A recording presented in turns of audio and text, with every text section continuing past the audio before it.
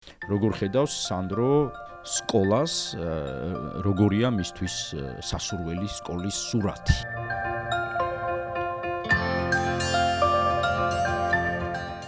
ყველა ბავშვი არის სწავლას მოწყურებული. ბავშვები რო კითხვებს სვამენ, მაგდენ კითხოს არ სვამს არავინ. თამაშობენ ბავშვები, სწავლობენ, ხო, თამაშით. სწავლა და თამაში რაღაცნაირად არის მყარად და გემრიელად ინტეგრირებული ერთმანეთში. ერთ ეგეთ ბავშვს, ესე იგი შეუძლია გადააბრუნოს სამყარო. კონკრეტულად სად ჩანს ასეთი მშობლობა და მშობლების სკოლასთან ესეთ პოზიტიური კონსტრუქციული თანაარსებობა. თქვენ გონიათ რომ ბავშვი წერს გამოცდას ოთახში და სინამდვილეში მშობელი წერს გამოცდას, იმის წინ 5 წელი აბარებდა მთელი ოჯახი ამ გამოცდას. არიან მასწავლებლები, რომლებიც ჯადოსნობებს აკეთებენ. ყველანი უნდა ვიყოთ აბსოლუტურად ჰარმონიაში ერთმანეთთან და კოოპერაციაში, რომ ბავშვს შეუმსუბუქოთ ეს მძიმე ამბავი. მოგესალმებით, თქვენთან არის აზროვნების აკადემიის პოდკასტი სკოლაზე, ჩვენ ვაგრძელებთ და ვაგრძელებთ საუბრებს, რა თქმა უნდა, იმის შესახებ, თუ როგორ წარმოგვიდგენია კარგი სკოლა. რას ვხედავთ კარგ სკოლაში, ან რა არ არის დღეს ჩვენ სკოლებში ისეთი, რაც მას საუკეთესოს გახდიდა. ჩვენ ყავს სხვადასხვა სტუმარი, ისინი თავისი რაკურსით, ასე ვთქვათ, თავისი სარკმლებიდან ჩაგვახედებენ ხოლმე სკოლის ყოველდღიურობაში, სკოლის მართვაში, სწავლებისა და სწავლის პროცესებში, ძალიან მნიშვნელოვანი რაც არის აღზრდასა და განვითარებაში, ბავშვებისა და მოზარდების. დღეს ჩვენი სტუმარი არის ძალიან საინტერესო ადამიანი, სანდრო ჯეჯელავა, რომელიც არის პირველ რიგში, უნდა ვთქვათ, ფლომასტერის დამფუძნებელი. ანუ მოღვაწეობს სანდრო ზრდასრულთა განათლების მიმართულებაში, ესე შეგვიძლია ვთქვათ და ამ ხრივაც ვართ კოლეგები, ძალიან სასიამოვნოა ამ პოდკასტში და ამ სივრცეში შენთან შეხვედრა. მადლობა სტუმრობისთვის, მადლობა და თანხმებისთვის და მოდი ორი სიტყვით რა. დავიწყოთ ფლომასტერით. რა არის ეს ორგანიზაცია, რა ჩანაფიქრით არის შექმნილი, რას აღწევს დღესდღეობით, რისკენ მიიწევს და მიუხედავად იმისა, რომ ჩვენ ზრდასრულებზე არ ვსაუბრობთ, ჩვენ მაინც უფრო სკოლის ასაკის, ხო, ესე ბავშვებისა და მოზარდობის ასაკის ბავშვებს ვეხებით, ძირითადად მათ მშობლებსა და ოჯახებს, მასწავლებლებსა და ფსიქოლოგებს. მოდი მაინც დავიწყოთ ამით. რა არის ფლოუმასტერი და კი ბატონო, ესე იგი flow თეორია მოგეხსენება ჩიქსენ-მიხაილის, რომელიც ამბობს, რომ არსებობს განსაკუთრებული მდგომარეობა, როცა გადაეშვები თავით რაღაცის კეთებაში და მე იმედი მაქვს, რომ ამ პოდკასტში მე და შენ ესე იგი ზუსტად ამ flow-ს მდგომარეობაში შევიდეთ ამ ნაკადის მდგომარეობაში. სხვაჩვენს ქართულ ენაზე თუ გვაქვს რაიმე კარგი ის, იმიტომ რომ მე თავისუფალ თარგმანში დავარქვი ჩქეფა.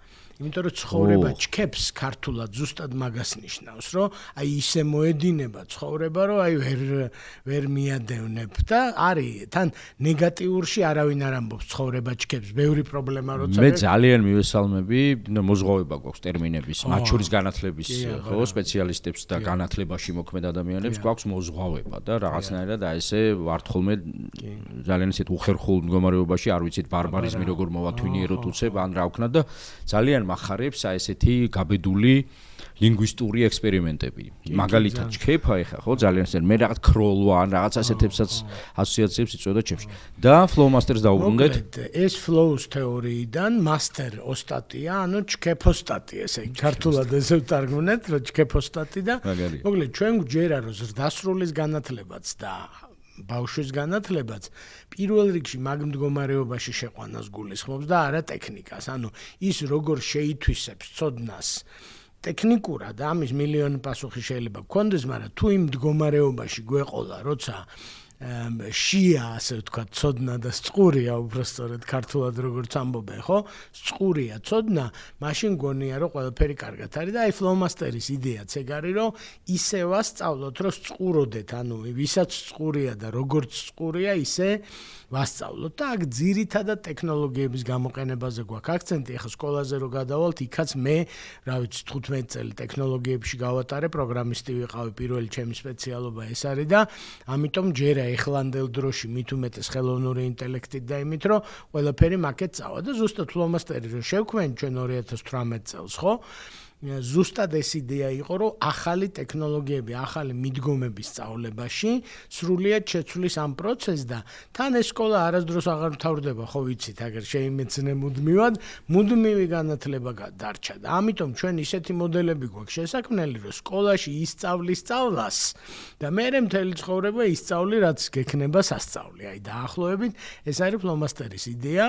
ჩვენ ძალიან ვამაყობთ, ესე იგი YouTube არხი გვაქვს, ფლომასტერ ონლაინი ქვია და 2.5 მილიონი, უკვე 3 მილიონი ჯამური ნახვისკენ მიიწევს, 40,000 ხელმომწერი გვყავს და რაღაცნაირად ეს ის საზოგადოება, სოციუმი შეიქმნა, ასე ვთქვათ, სწავლის მოყვარულთა რა და ახალგაზრდებიც არიან, მაგრამ ძირითადად მაინც ესენი არიან ახლანდელი მილენიალები, ანუ დაახლოებით 30-40 წლის დიაპაზონში ტრეინინგებსაც ვატარებთ, აი ეს არხი მუშაობს და მოკლედ ძალიან ბევრი სიახლეა და ტრეინინგებიც არის ჰიბრიდული, ანუ self learning-ი და ინტერაქცია არის შეჯვარებული, რომ თეორიას სწავლობ შენით, ვიდეო ტრეინინგებით და სხვა ინსტრუმენტებით და პრაქტიკას ვარჯიშობთ უკვე ხელჩართულად. და მოდი შეგვიძლია ვთქვათ, რომ ეს უკვე საუკუნეების დიდი ტალღა, ისტორიული, ვთქვათ ესე, რომ სუბიექტის გაძლიერება, სუბიექტის მოწევა, სუბიექტი იღებს გადაწყვეტილებას, მათ შორის იმის შესახებ რა ისწავლოს,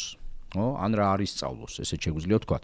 ეხლა კარგი ის არის, რომ არ დაგჭირდება განსაკუთრებულად რაღაც ხიდების ძებნა იმისთვის, რომ ფლოუმასტერის ამ იდეური საფუძვლებიდან და ფილოსოფიური, ხო, ასე ხედვიდან გადავხტეთ სკოლაში, გადავინაცვლოთ სკოლაში, იმიტომ რომ flow, მათ შორის ჩიქსენ მიხაილიც საკმაოდ ბევრს მუშაობდა სკოლის თემაზე, მოსწავლეებში, აი ამ ხო, მოსწავლეთა გაჩქეფოსნებაზე, მოდი ესე ვთქვათ. მისი ლაბორატორია, ხო, მისი მოწაფეებიც ბევრს მუშაობდნენ და მშვენიერი პროგრამები დატოვა ამ ადამიანმა, უკვე სკოლის ასაკზე მორგებული. რა არის ეს მაშინ, როგორ შეიძლება შევქმნათ აი ეს სწავლისადმი ასეთი მიდგომა, ხო, სწავლა როგორც ჩქეფა, როგორც ნაკადი, როგორც ქროლვა, გნებავს როგორც სწრაფვა, რაღაც ნიავის მსგავსი მდგომარეობა, არა უღიმღამო, არამედ ღიმღამებით სავსე. მეც როგორც ვიტყვი ხოლმე და მოდი აი წარმოსახვით თუ შეგიძლია რომ ჩვენ ვთხოვთ ხოლმე სტუმრებს რომ ერთად ვიმოგზაუროთ, ესე იგი მათ გაგვიწიონ გიდის როლი აი მათ მიერ წარმოსახულ მომავლის საუკეთესო სკოლაში. დიახ. როგორ ხედავს სანდრო ჯეჯელავა სკოლას, როგორია მისთვის სასურველი სკოლის სურათი და მოდი აი შევიდეთ და ესე წარმოსახვით ვიმოგზაუროთ ამ სკოლაში. კი ბატონო, როცა мотиваციაზე ვლაპარაკობთ, ესე იგი мотиваციით დავიწყოთ, იმიტომ რომ мотиваცია თუ ეკნათ სწავლის ბავშვებს, მერე ადვილია რა, მერე ყველანაირად შეგვიძლია ვასწავლოთ, ხო? ესე იგი ერთ ეპიზოდს გავიხსენებ ოჯახური იმიდან, ესე იგი მივედი სახლში, მე მყავს დის შვილი, ჩემი სეხნია, ესე იგი და მრავალი წლის წინ პატარა იყო ეს პატარა სანდრო და მოკლედ მივედი სახლში და დამხვდა დედაჩემი, რომელიც პედაგოგია, ძირითადად საუნივერსიტეტო ხარენ. დიახ, ბიოლოგი, პედაგოგი და მოკლედ ძალიან შეწუხებული დამხვდა დედაჩემი წუხარე სახით და რა ხდება დედაჩემო, ესე იგი რატომ მოგიწყენია და აშკარადო მეხსიერების პრობლემა აქვს ბავშვსო რა, ძალიან სერიოზულად და ახლა შევწუხდი. რატო ფიქრობ მეთქი და ერთი ლექსიც კი ვერ დავამახსოვრევ, აი ბევრი კი არაო, ერთიცო და რა ვიცი რა გვეშველებაო და მე ეგრევე შეკითხვა დაუსვირო ცუც სიტყვებს თუ იმახსოვრებს მეთქი და კიო არაჩვეულებრივად და მეუთხარი მეხსიერების პრობლემა არ აქვს ესე იგი დავუშვიდეთ მაგნაცილში უბრალოდ ლექსი არ უნდა ლექსი არ შედის მის საყვარელ საჭმელში ხო ეხლა ეს რატომ მომყავს რომ ყველა ბავშვი არის სწავლას მოწყურებული ბავშვები რო კითხებს სვამენ მაგდენ კითხოს არ სვამს არავინ რატომ ეს რატო ის რატო არის რატო გავჩერდით მოყვარეობის ეს უზარმაზარი და ცნობის მოყვარეობა არის ზუსტად მოთხოვნის ნაწილი და სწავლა არის მიწოდების ნაწილი. ჩვენ ყველამ ვიცით, რომ დაგღლის ბავშვი იმდენს გასწავლებინებს, რომ დაგღლის და ბოლოს შეიძლება უთხრა, რომ გაჩუნდი დამანებე თავი და ასე შემდეგ. ეხლა ჩვენ შექმნილი გვაქვს სასწაული სისტემა ბრჭყალებში, რომ აი ასეთ სწავლას მოწყურებულ ბავშვს მიიყვანო მდგომარეობაში, როცა უნდა ტენო ძალით რაღაცა ცოდნები. აი წარმოიდგინე, ერთი მხრივ არის მყიდველი, ცოდნის ცნობის მოყვარე, ხალისიანი, თამაშს მოწყურებული და მეორე მხრივ არის რაღაცა ცუდი ეგზემპლარები, ასე ვთქვათ, სკოლის კონტექსტში, რომელიც მოგვდის, სადაც აშკარად დაძალება მიდის და ისწავლე თორე 200-ს დაგიწერ და ასე შემდეგ, ხო? ხო და ამიტომ მე მგონია, რომ დასაწყისი ამ კარგი სკოლის უნდა ავიღოთ აი ზუსტად მოთხოვნაში, ხო? მე ხა ბიზნესის ადამიანი ვარ და მოთხოვნა სადაც არის, უნდა დაემთხვა იმ მოთხოვნას, ანუ რასაც ითხოვს დამკვეთი, აი ჩვენი მაყურებელი რასაც ითხოვს, მე და შენ ის უნდა გამოვაცხოთ, ესე მისმის რა. შესაბამისად, ბავშვი არის ამ შემთხვევაში დამკვეთი, რასაც ითხოვს, გასაგებია რომ მშობელიც არის დამკვეთი, მაგრამ აქამდე მივა. ეს უნდა მეკითხა ზუსტად. კი, მაგასაც შევეხოთ რა. აუცილებლად, ჯერ ბავშვით დავიწყოთ.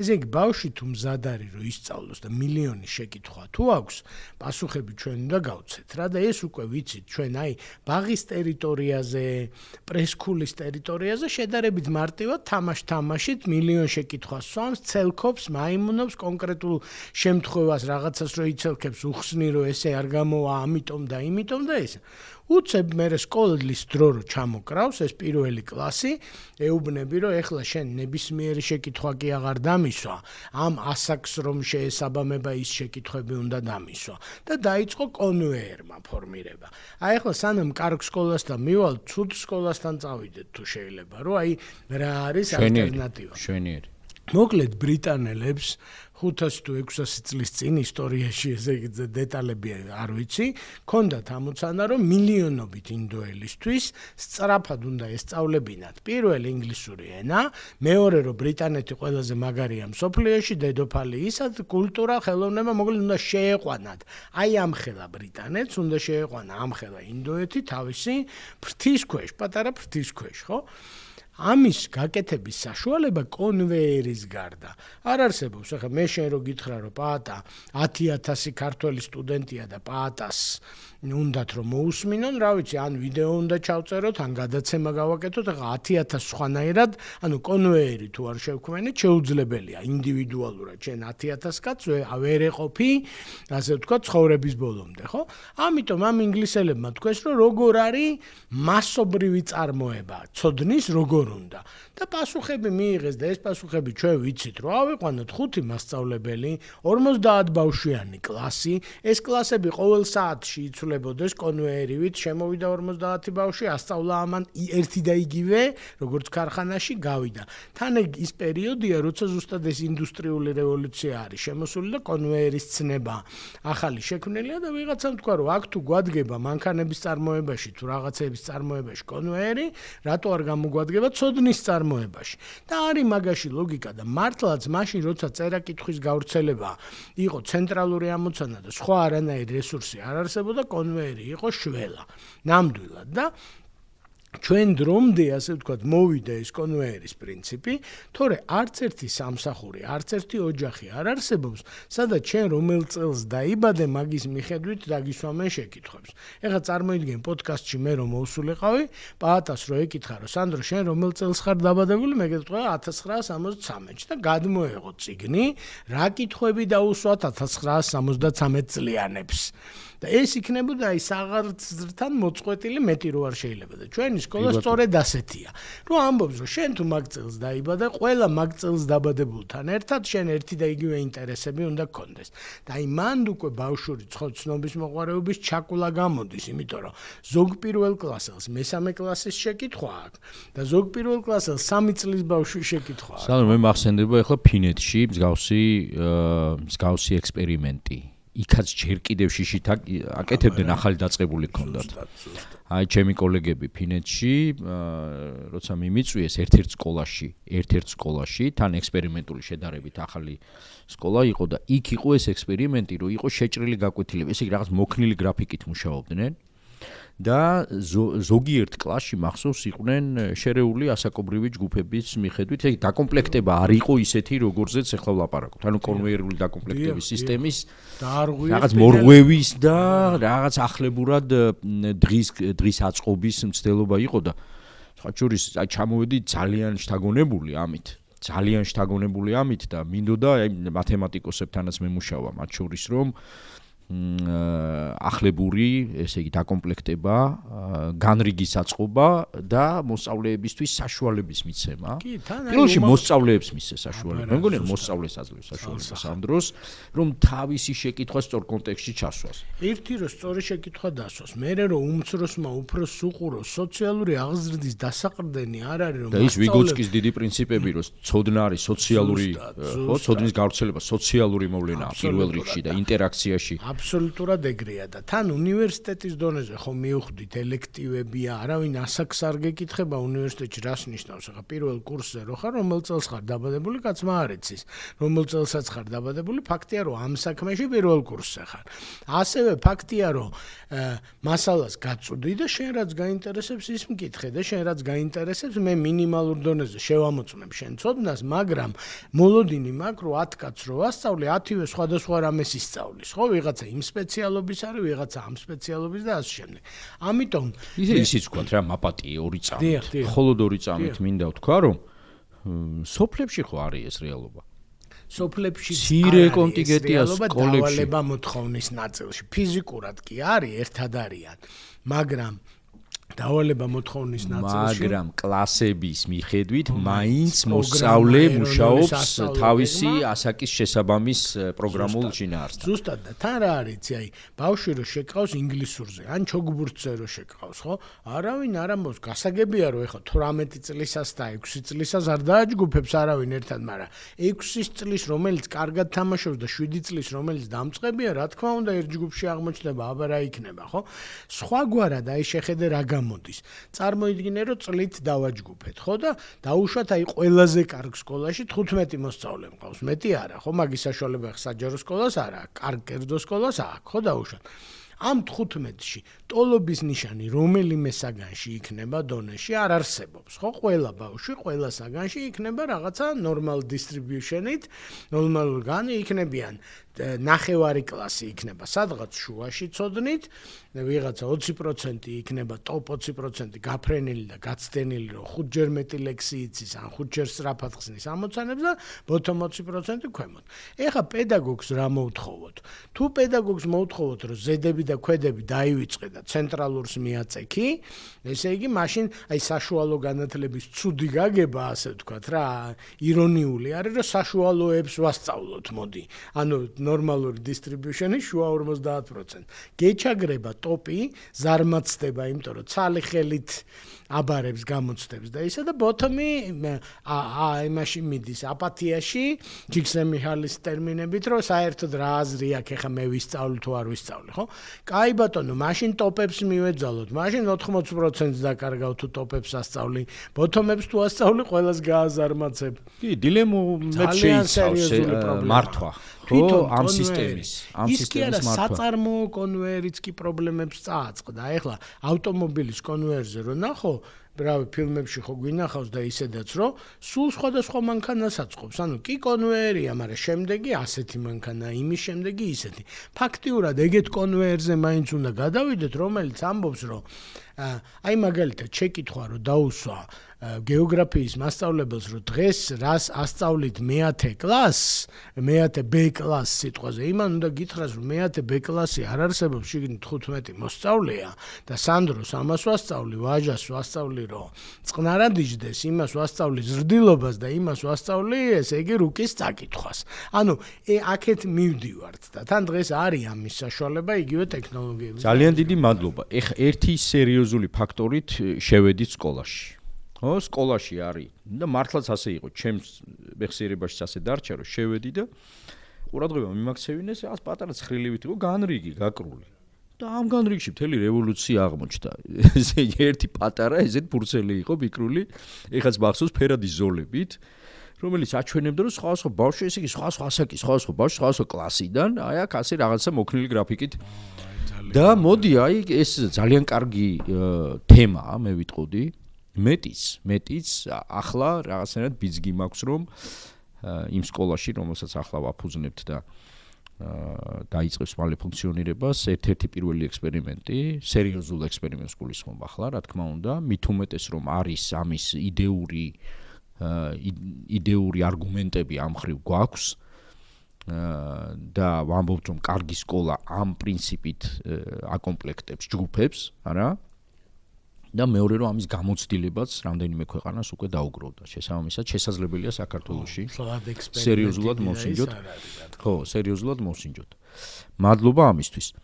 ასეთი შეკითხვა შემდეგი პარამეტრი რა შეიძლება იყოს. ესე იგი, ერთი ვთქვით რომ мотиваციაზე მუშაობა არის გადამწყვეტად მნიშვნელოვანი და შეიძლება რომ მოსწავლეები დავაჯგუფოთ სხვა პრინციპები. ცალსახა და მივყვეთ მაცნობის მოყარეობას რა შეკითხვა. მოდი მივყვეთ ამ თემას. მეორე პრინციპი, ესე იგი, ჩემთვის არა მარტო სკოლაში, არამედ სამსახურში მოვიდა უკვე ეს პრინციპი, ეს არის ათამაშება, სწავლის gamifications, რასაც ეძახიან, ხო? სამსახურის ათამაშება, სწავლის ათამაშება, ხო? ანუ თამაშად გადაქცევა.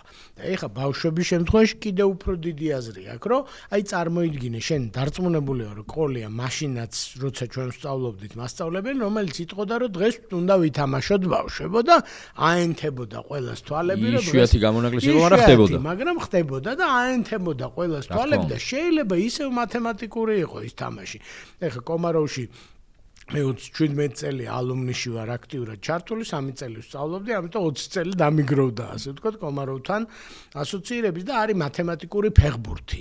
და აი როგორ ჟღერს წარმოიდგინე საქართველოში, რომ აუ მაგარია, ეგ მინდა ბავშვი იტყვის და რავი რომ დაუკვირდე, ის არის ორი გუნდის შეჯიბრება ამოცანების ამოხსნაში. აი 11 მეტრიანების პრინციპი აქვს აღებული, ეს გუნდი დაურტყამს ამოცანას, იმათ უნდა აიღონ. ის გუნდი დაურტყამს და აი ნახე რა მაგარი რაღაცა და ეს ბავშვი მთელი წელი მეცადინეობენ გაკვეთილისთვის კი არა, აი ეს 11 მეტრიანების მატჩი რო ექნებათ. საკუთარ ამბავს ყვები ახლა ჩემ დროს არისო, ეხლა ატარებენ, ანუ ახლანდელ კომაროვში. ხო და რაღაცა ცოტა ისე გაკვირვებული არა, მაშინ თავად მოესწარი კლასში ასეთ რამეებს. თავად მე რაღაცეებს მოვესწარი, მე პირველ ექსპერიმენტულში ვსწავლობდი და მე კომაროვში და საბედნიეროდ ძალიან მაგარ რაღაცეებს მაშინაც მოვესწარი, მაგრამ ეს მაგალითი ახლანდელია. ანუ ახლა აკეთებენ ამას.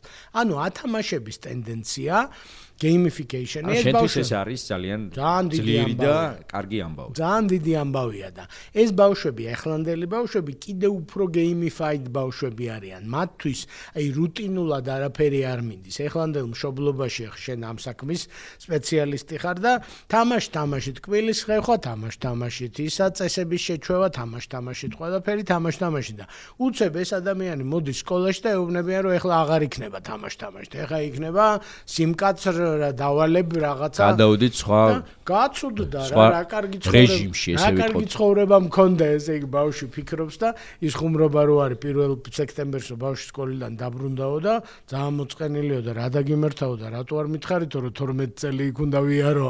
ბავშვებს ეუბნებიან სკოლაში წახვალ და იმას გონია რომ ერთხელ წავა წამოვა და ვარდება გაერთოვა და აღმოჩნდა რომ იმაში თურმე ნახე ორი ცხოვრება იქ უნდა გავატარო. თურმე მიუსაჯეს ესე იგი 12 წლიანი ისა ხო და მოკლედ თუ თამაში იქნება მე მგონია რომ ეს ათამაშება და მენეჯმენტშიც კი gamification-ზე არის ახლა ყველაფერი დაფუძნებული ტრეინინგებში რომელსაც მე და შენ სულ ვატარებთ ყველაფერი თამაშებზეა დაფუძნებული ზრდასრულთა განათლება თამაშებზეა და ეგ თუ ეგრეა ბავშვებმა რა დააშავეს კაცო ესენი არ ვათამაშოთ მაშინ ამიტომ მე ვიტყოდი რომ ჩვენ მოსაფიქრებელი გვაქვს მათემატიკური ფეხბურთი გეოგრაფიული დამალობანა რა ვიცი რაღაცები და ასე შემდეგ სახელებიც კი ბრენდინგიც თამაშების უნდა ავიღოთ რომ ბავშვს რაც უყვარს იმაში ეს ვქნათ მე მიფიქრება რომ აი წარმოიდგინე ერთი წუთი ვეფხისტყაოსანი რომ იყოს კომპიუტერული თამაში და არის მაგის მცდელობები სადაც აი ეს quest-ია რა ეძებ ის უნდა იპოვო ქაჯები დაამარცხო შესასვლელი უპოვო ქაჯეთის ციხეს და ასე შემდეგ ყველა ბავშვს ეცოდინებოდა ერთმანეთს შეეჯიბრებოდნენ იმ საკვანძო სიტყვების ცოდნაში იმას თუ გამოვიყენებდით პაროლებად რო იქ ხო ეს არის ძალიან დიდი მიმართულებაა მეტის მოდი პირდაპირ ვთქვათ რა რომ ევოლუციურად ახლა ძუძუმწოვარი ვთქვათ მოდი დავაკვირდეთ ხო აფრიკაში ნადირობანათი იწყებს რა და ფრენობანათი იწყებს როგორც ჩვენ თამაშობდით სკოლობანას თამაშობდით ხო სახლობანას ექიმობანას ხო და აი მე გაგვაქვს ზუსტად კარგად არის გეოგრაფობანა მათემატიკა. სხვა შორის ბუნებრივად თამაშობენ ბავშვები ადრეულ ასაკში, სკოლამდელ ასაკში, კითხվობანათი იწყებენ, წერობანათი იწყებენ წერას. აი ეს ერთი შეხედვით ნაჯღაბნი, რომელიც სინამდვილეში რო კითხო რა გააკეთე და გეტყვის რომ დავწერეო, ეს წერობანაა სწორედ. ასე ვიწყებთ, აი ზობანა. და მოწყურებულია თვითონ უნდა ბავშვს და რომ დაუშალო პირიქით მოითხოვს. სერიოზული ფაქტორი კიდევ ერთი გავიარეთ, თამაშობენ ბავშვები, სწავლობენ, ხო, თამაშით. სწავლა და თამაში რაღაცნაირად არის მყარად და გემრიელად ინტეგრირებული ერთმანეთში. ფინური ექსპერიმენტი, რომელიც შენ ახსენე, ესე იგი მეც მქონდა შეხება რაღაც პერიოდში ამ ფინურ განათლების სისტემასთან, ესე და ბევრ შეკითხვას უსვამდი, იმიტომ რომ ეხლა მათი შედეგები საყოველთაოდ ცნობილია და ის.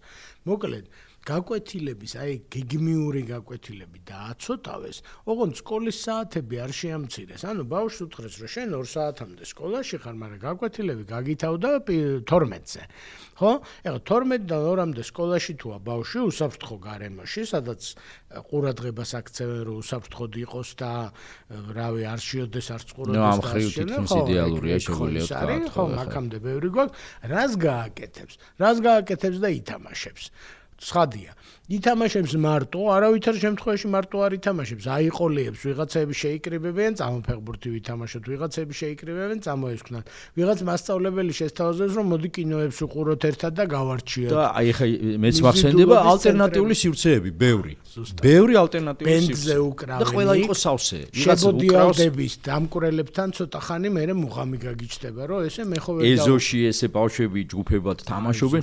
ფანტასტიკა. ხო. აი ეგ არის არაკონვეიერული სკოლა, არის ეგ მეორე ნაწილი და თან რა არის, იცი, იმას კი არ უგრძალავ კაცო, ის რაც საჭიროა, აი სავალდებულო პროგრამა, ბავშვს ესმის, რომ კვილის გამოხეხვა არის სავალდებულო პროგრამა და მე მესმის, რატო შეიძლება სკოლაში იყოს, სხვათა შორის პირველი ექსპერიმენტული მე როდესაც ვსწავლობდი, მაგითო ვამბობ, რომ გამიმართლა, ეგრე ორ ნაწილად იყო გაყოფილი, შუაში იყო სადილი, სადილამდე იყო ჩვეულებრივი სკოლა.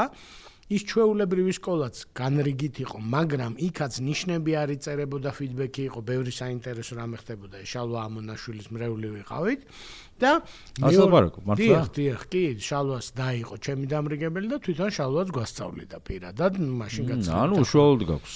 კი, ძალიან პირველი ხელიდან მაქვს მიღებული.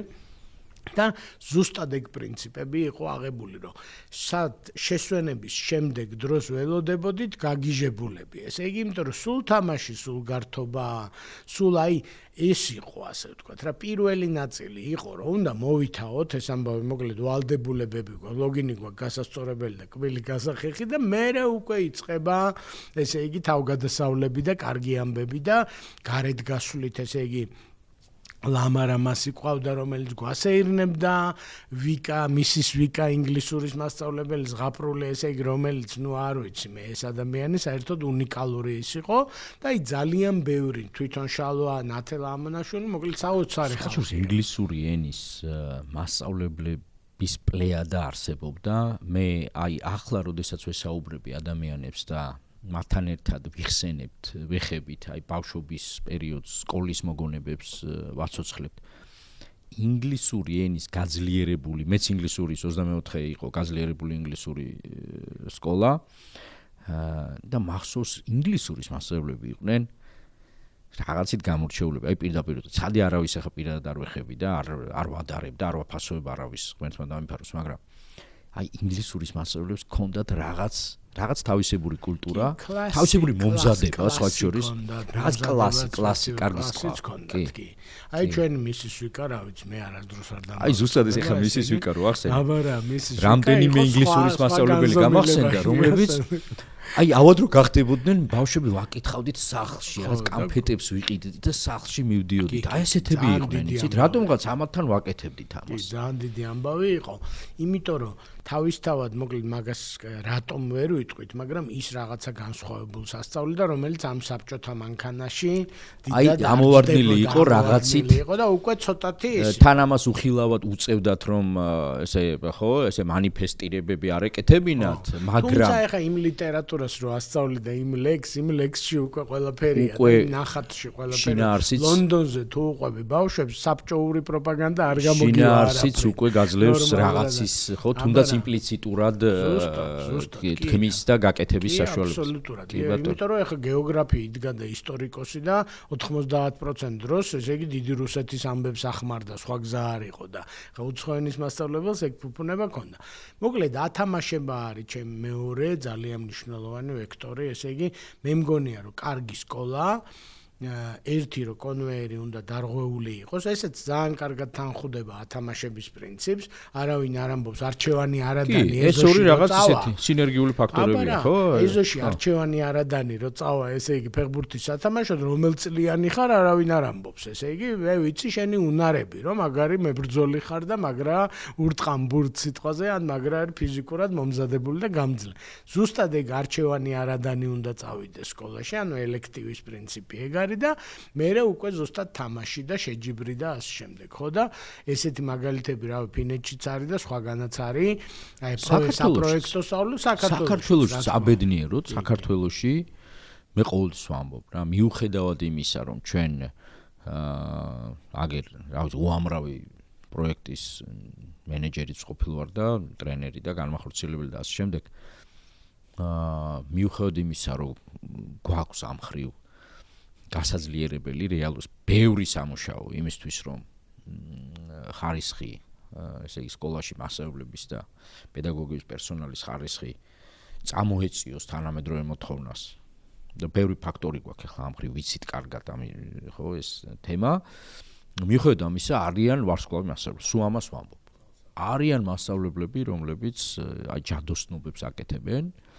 და ახერხებენ რაზეც ჩვენ ახლა ვსაუბრობთ ამას რაღაცნაირად ახერხებენ თუნდაც ამ სისტემის რაღაც თავისი ამ სისტემის წნეხის ქვეშაც კი ნამდვილად ასე გნევას თამაშებს პროექტებს მეორე ესე შეხედე ერთი წუთი რომ ეს ჯადოსნები ვინც შემოვიდოდნენ პედაგოგიკაში შენ თუ ახვედრებ იმ კონვეიერის აღწერას და ეუბნები რომ შენ თუ გინდა მასწავლებლობა შენ უნდა 73 წლიანებს ესე ემუშაო 2013 წლიანებს შეიძლება იქაც ვაკავებ შეიძლება იქაც გენიალური პედაგოგი ახალგაზრდა დღეს ზის სადღაც და ჩვენ გვისმენს და ამბობს რომ უი არა მან ხო ნიშნები უნდა ვწერო და ვატირო ბავშვები საკონტროლოების მოკლედ სტერეოტიპი კარგი ხალხის შემოსვლასაც შეიძლება უშლიდეს ხელს და ამიტომ ეგეთი სკოლები, ეგეთი ოაზისები, ასე ვთქვათ, სადაც რაღაცა თავისუფლებას, აი კომაროვში შაბათის სკოლა გახდა ეგ ადგილი, რომ პედაგოგად არ მოდიოდა ადამიანი სკოლაში, ძირითად სკოლაში და შაბათის სკოლაში მოდიოდა, იმიტომ რომ იქ იცოდა რომ თამაშით არის, ნებაყოფლობით არის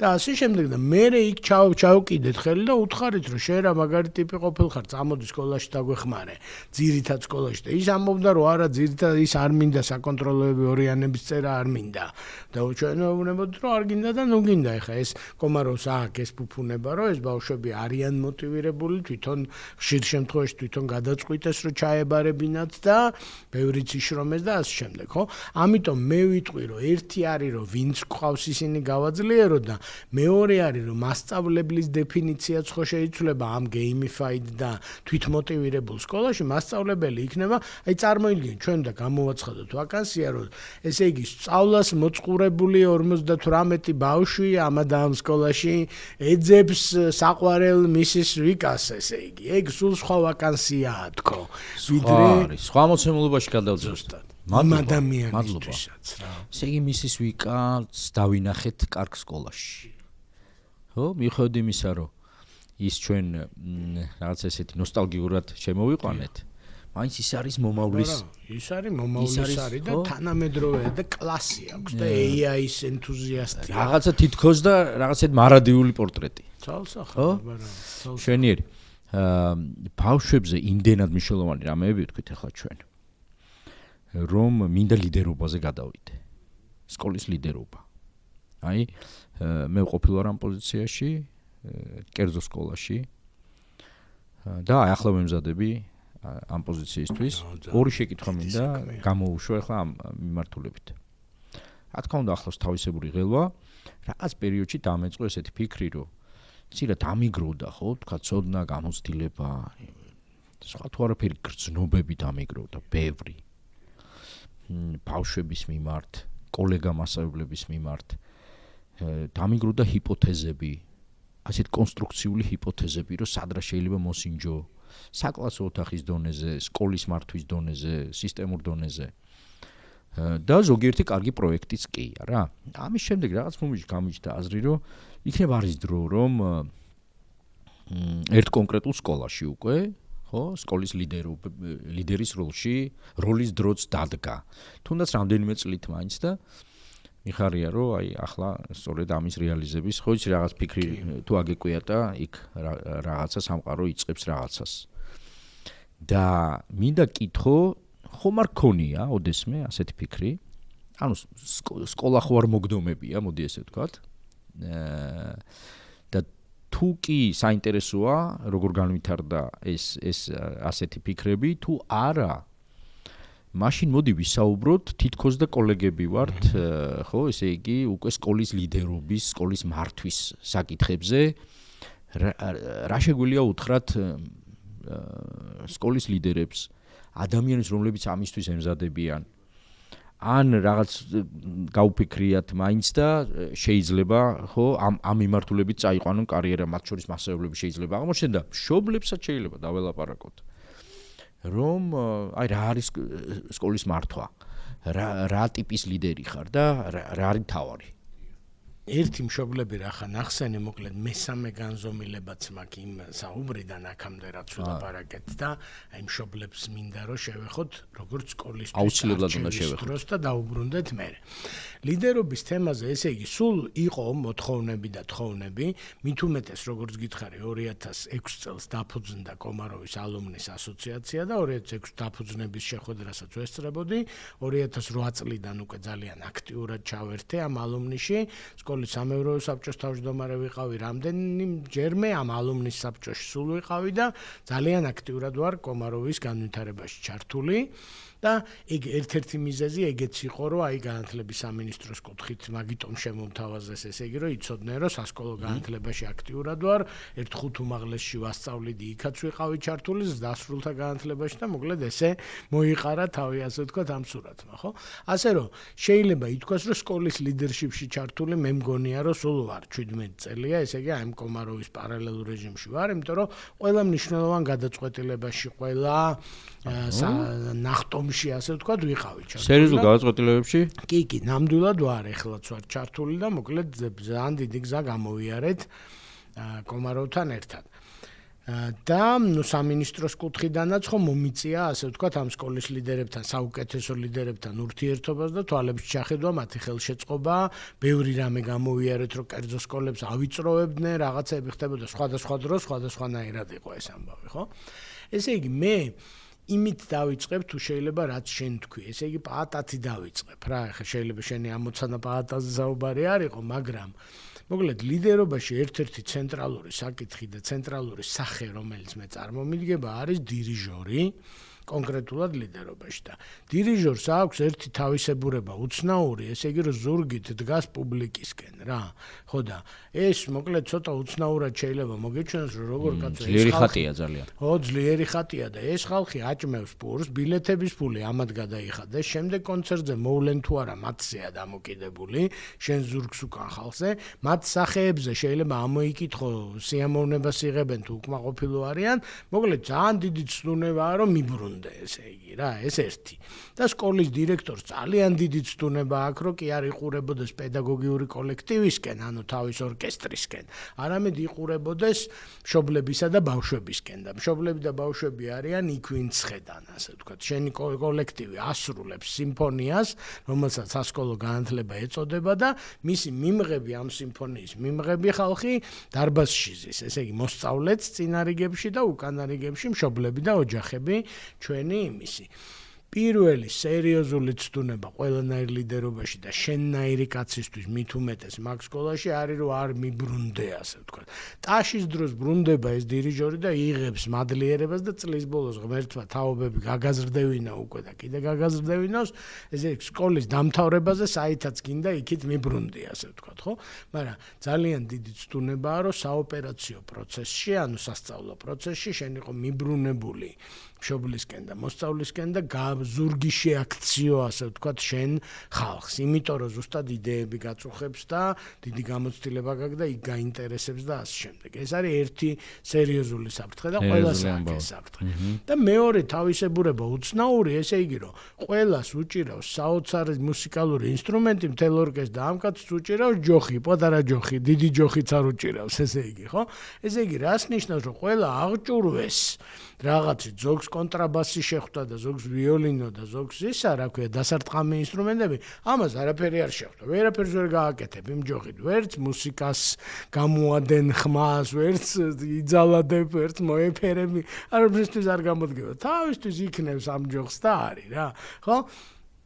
ამიტომ ეგ ძალიან მნიშვნელოვანი ამბავია, რომ სკოლის დირექტორმა, ასე ვთქვათ, თუ ლიდერია, ესე იგი სკოლის ლიდერმა, ესე ვთქვათ, რა უნდა დაიჭიროს ხელში? Excel-ი თუ უჭირავს, უკვე გადასულა ფინანსისტების საქმეში.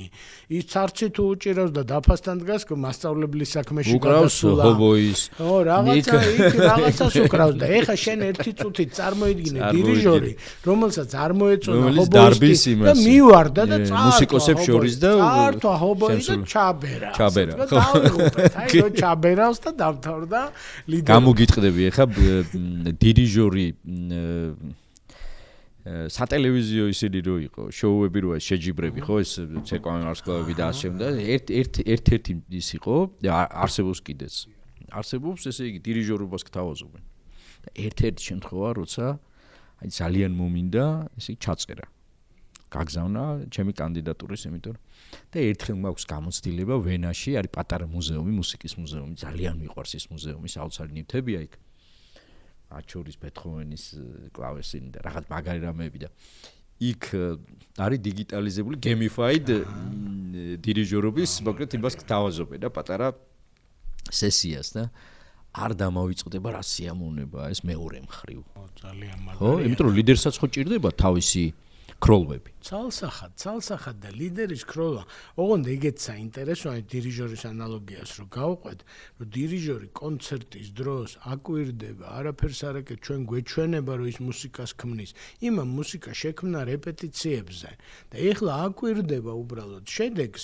შეიძლება რაღაცა პატარა მითითებები წარბის აწევა დაწევის დონეზე რაღაცეებს აკეთებს და წაახალისებს ადამიანს და უღიმის და ეუბნება, რომ მაგარია და მიდი და ისა. ოღონდ შეცვლის საშუალება არ აქვს. აი ცუდად უკრავს შენი მევიოლინე ხო და ცუდად დაუკრავს ამ კონცერტის ბოლომდე. ეს არის ხო, მოსემული. ეგ არის რომ შენ უნდა მოისმინო ეს ყველაფერი კარგად, დაიმახსოვრო და მე რომ დავისვენებ და რეპეტიციაზე რომ შევალ, დაიწყება ფიდბექით, როგორც ვიცით, მენეჯმენტში დაიწყება მოტივაციით, დაიწყება შეკითხვების დასმით და ასე შემდეგ. ანუ მოკლედ სკოლის ლიდერი კლასს მიღმა თავის პედაგოგებთან და კათედრის ხელმძღვანელებთან რას აკეთებს, მაგას ეწოდება შრომა, მაგას ეწოდება ლიდერშიპი და მენეჯმენტი და ხალხის დასანახად რას აკეთებს და აკვირდება თავის იმას. მოსმენა. ეხლა გამახსენდა ერთი ოტო შარმერია ლიდერშიპის ძალიან MIT-დან და მას აქვს 4 დონიანი მოსმენის ძალიან საინტერესო ის ვატარებ ხოლმე ამას ვიყენებ ტრენინგებზე და კარგად მუშაობს ძალიან აი გენერაციული მოსმენის დონე მეოთხე დონე როცა და იქ აქვს არაჩვეულებრივი კადრი სხვა შორის ამ 4 დონიან მოსმენას დირიჟორის სწორედ აი ამ ორკესტრი აქეთ პლაჩიდო დომინგო მღერის უკან უზარმაზარი აუდიტორია წარმოედგინეთ ხო პრეტენზიული აუდიტორია და ეს ადამიანი აი ამ დიდ იმაშია რა საოცარი და სტილები და მოსმენა აი მოსმენის ძალა კი, ზუსტად მოსმენის და ყურადღების ძალა, ხო? აი, talking into existence, რომ ადამიანს რო უყურებ, შენი საოცნებო დირიჟორის ორკესტრი რომ მოხვდი, წლები რო იშრომე მასთან ერთად და მის რო შემოგხედავს თვალებში, ესე იგი შეიძლება ფრთები შეგესხა, ვიოლინოს კი არა, ის და ის ხო, ესე იგი ესე აყვავ thriving-ს რო ძახი, აყვავებით ასრულებს რაღაცას, ხო?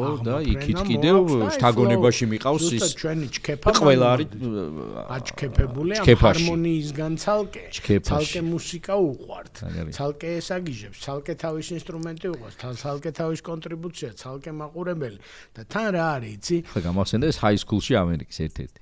აი იმ დონეზე, რა თქმა უნდა, ხო, იქ ხო არის კარგი ისინია, დარბაზებია და ეგ რამხელა ამბავია და ვერანაირ team building შენ ვერ გააკეთე, მუსიკაზე დიდი team building, ბენდზე დიდი team მე უკრავდი გამიმართლა ცოტა ხანი ახალგაზრდობაში ბენდში, რიტმ გიტარაზე და დრამზე და აი ეს შეგრძნება პირველად რო აეწყო მელოდია, აი რაღაცა out of body experience ქონდა, რომ გამოვედი თითქოს სხეულიდან და რაღაცა შეუერთდი რა და მოკლედ მაგის გაკეთება შესაძლებელია კოლექტივში, ასე ვთქვათ, ადამიანების კოლექტივში, ოღონდ იმის ხარჯზე, ცოტათი თვითუარყოფა არის ეს ლიდერობა, ხო, invisible leadership ეგეთ იმასაც იმაშვებიან, რომ შენ ხრები და თან ახლა ერთი წუთი წარმოიდგინე, წარმოიდგინე, რომ ამ დირიჟორმა მოკლედ თქვა, რომ არა ბატონო, მე უნდა უყურო მოსწავლეებს და მშობლებს, არ გამოვა ესე.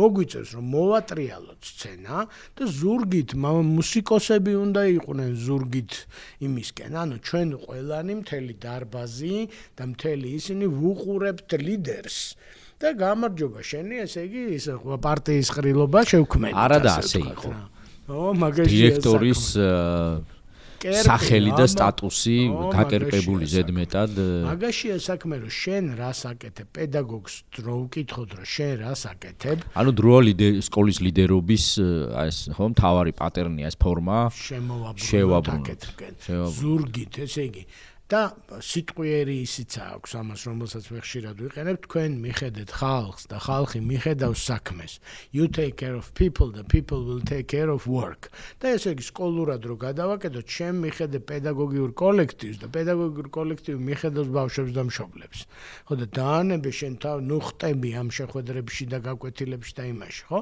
ეხლა აქ მეორე საკითხია რომ სამეცნიერო ხელმძღვანელი ესე იგი რა ემერიტუს პროფესორი რო წარმოვიდგინოთ და უნივერსიტეტის ადმინისტრატორი. მოკლედ სკოლის ლიდერი შეიძლება ერქვას ორ რამეს. და ერთი შეიძლება ერქვას ადმინისტრატორს, რომელიც არის დირიჟორი, ასე ვთქვათ, და მეორე შეიძლება ერქვას აი ამონაშვილი რო ვახსენე, ის არ იყო იმ სკოლის დირექტორი, მაგრამ ექსპერიმენტის დირექტორი ის იყო, ასე ვთქვათ, აი ამ ინოვაციური სწავლების.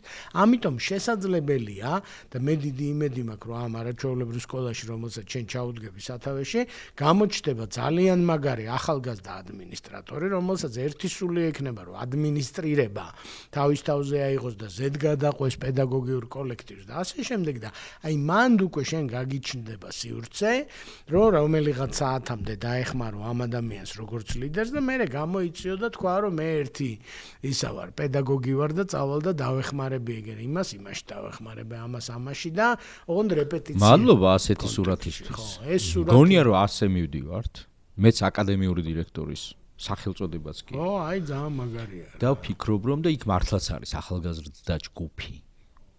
ძალიან ისე საიმედო ძალიან მნიშვნელოვანია ჩემი უფროსი ვინ არის პედაგოგმა პალატასკენ კი არ უნდა გაიშვიროს ხელი თორე ეგ ორთავიანობა სახიფათო უნდა თქვას რომ ის არის performance review იმან უნდა გააკეთოს ვინც არის საოპერაციო ისა აბამაშ პალატა ვინ არის და პალატა ჩვენი მეგობარია და დამხმარე და გვერდში მდგომი კი ბატონო რაზეა ლაპარაკი ხო ანუ არ გამოვა რომ ხანისა ვარ არ გამოვა ესე იგი ის დირიჟორი შენიშნებს რო არიგებს მე შეიძლება პრემიებსაც როლებრივი აღრევა მოკლედ ხო აფუჭებს ყველგან ყველაფერს კაცმა მენტორი და ჩვენიანი ასე ვთქვათ სხვა როლია და ის ვინც უნდა შეასრულოს სკოლის თან მენტორი თან პარტნიორი თან კოუჩი თან ხო არ გამოდის ძალიან დიდი მადლობა ასე რომ მე მგონი და მშობლებზე გინდოდა საუბარი. კი.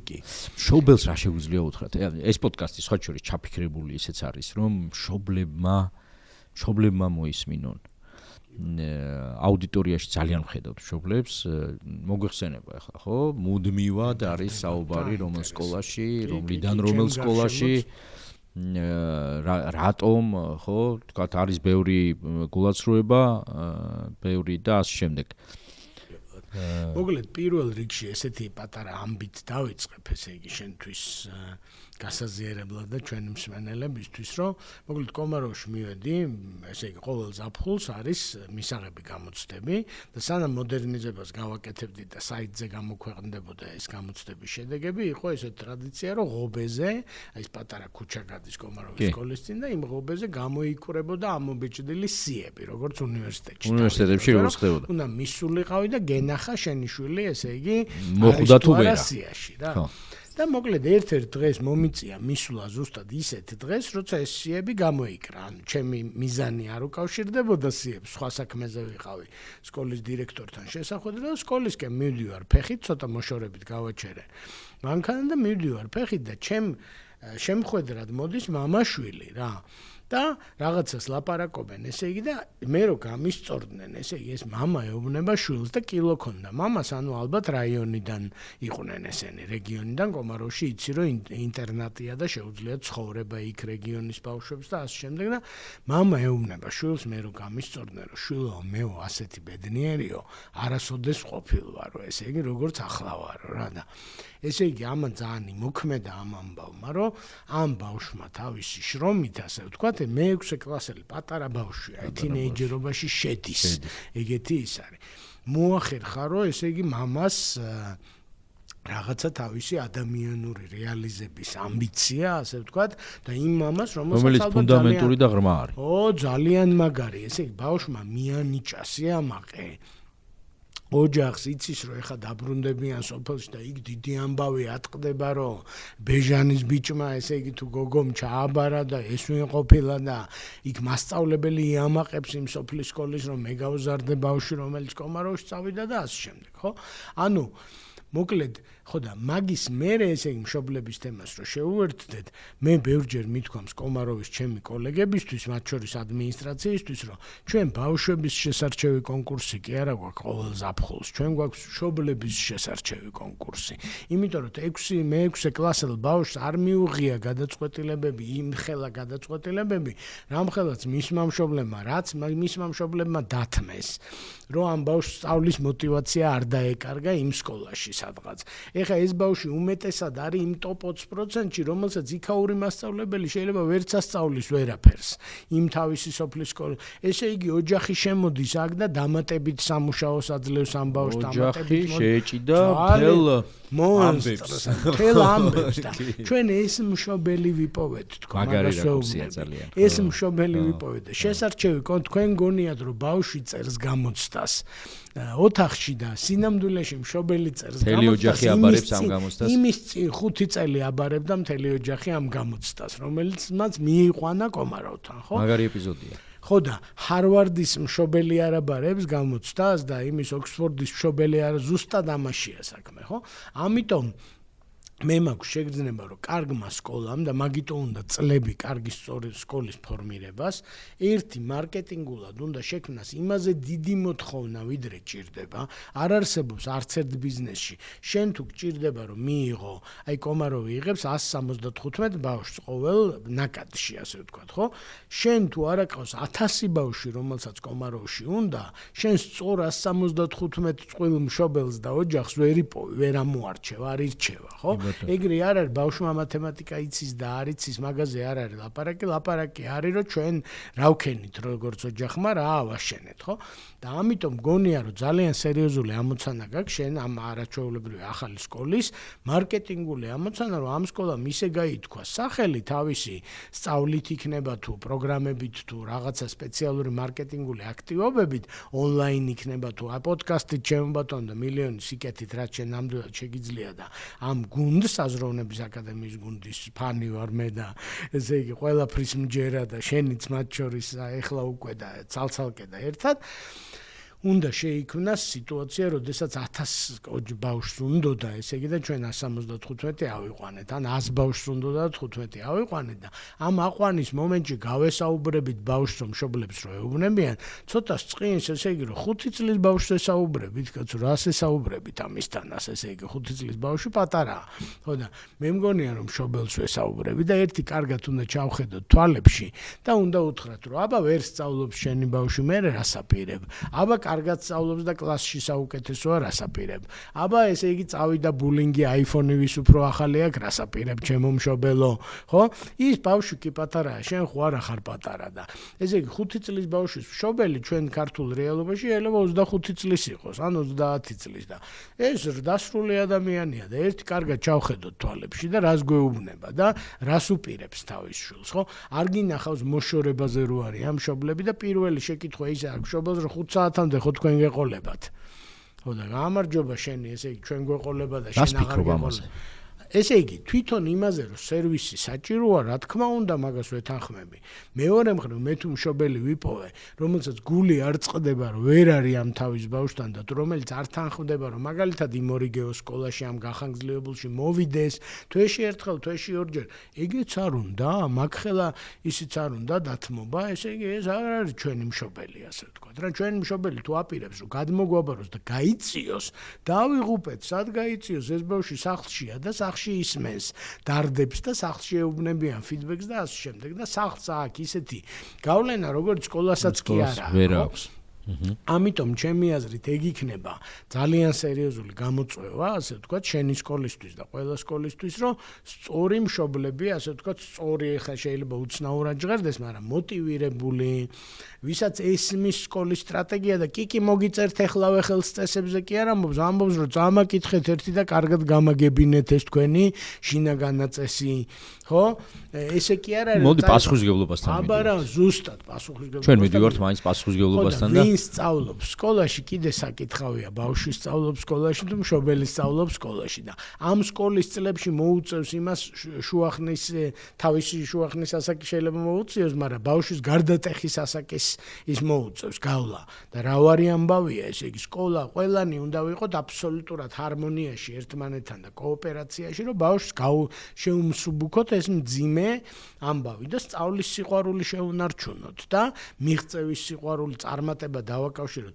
მე ერთი კვლევა მაქვს ნანახი, ესე იგი ამაგაზე გულდასაწყვეტი, მე მგონი არაფერი არ მაქვს ნანახი, ესე იგი ჩემი განათლების სასკოლო განათლების კონტექსტში, სადაც იყო ორი შეკითხვა. მარდ რო გავამარტივოთ, მეტი შეკითხვა იყო, მაგრამ ერთი იყო, რომ რას გეუბნებიან სახლში შვილო ვეკითხებით შუა middle school-ის მოსწავლეს. რას გეუბნებიან ისწავლეო თუ არ ისწავლეო? და რა თქმა უნდა 90% ამბობს, რომ მეუბნებიან ისწავლეო. კაი ბატონო მოვნიშნეთ. ეხლა მეორე შეკითხვა იყო ჭკვიანურად გაკეთებული. რას გეუბნებიან, რომ სწავლით მიიღწევა წარმატებაო? და 70% ამბობს, რომ არა მაგას არ მეუბნებიან სახლში. სახში მეუბნებიან, რომ წარმატება მიიღწევა ნაცნობობით, იმით პატრონით, რაღაცით, დავიღუპეთ, დამთავრდა ჩვენი სკოლა რა. ანუ შენ თუ ბავშვი გამოგიგზავნეს და უთხრეს, რომ ისე ისწავლე შვილო, მაგრამ მაგით მე არ არის მთავარი, ხო გამარჯობა შენი ესე. ანუ განწყობა დამოკიდებულებები. არ ვიცი, ძალიან ისე გისმენ, რომ შეკითხვების მიგროვდება, მაგრამ არ მინდა შეგაწყვეტინო. ამიტომ მოდი ვნახოთ და ისევ გიდის როლი რო ავიღოთ.